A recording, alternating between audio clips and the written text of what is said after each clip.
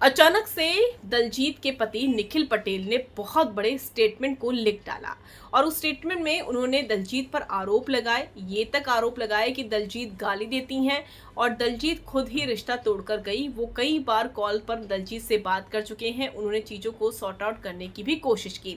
अब दलजीत ने भी मुंह तोड़ जवाब दिया है और जिस तरीके से निखिल ने स्टेटमेंट जारी किया उससे दलजीत को और ज़्यादा गुस्सा आ गया।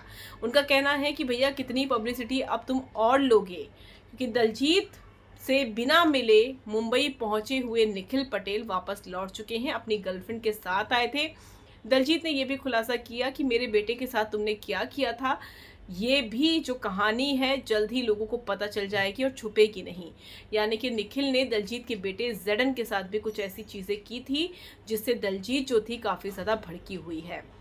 उनका ये भी कहना है कि जहाँ तक तुम्हारी बेटी की बात है तो वो हमेशा से मेरे करीब रही है और हमेशा से रहेगी।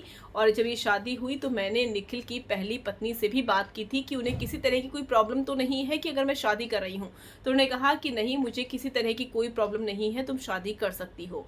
तो पहली वाइफ के कहने पर ही दलजीत ने फैसला किया था, उनसे बातचीत के आधार पर ही ये फैसला किया था कि निखिल से शादी करेंगी। उनका ये भी कहना है कि मैं हाउसवाइफ बनकर खुश थी, अफ्रीका में पेंटिंग कर रही थी, स्क्रिप्ट लिख रही थी और वहीं पर मैं काम करना चाहती थी, लेकिन बहुत मुश्किल हो गया था क्योंकि रिश्ते बिगड़ रहे थे। ये कहना है दलजीत का।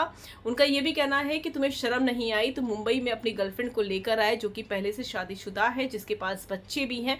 तुम क्या एग्जाम्पल सेट करने वाले हो हमारे बच्चों के सामने। तो बहुत सारे एलिगेशन दलजीत ने भी लगाए हैं और कहा है कि इतने ही पाक साफ थे तो मुंबई आकर मुंबई पुलिस से मिलते, तब तुम क्यों नहीं मिले।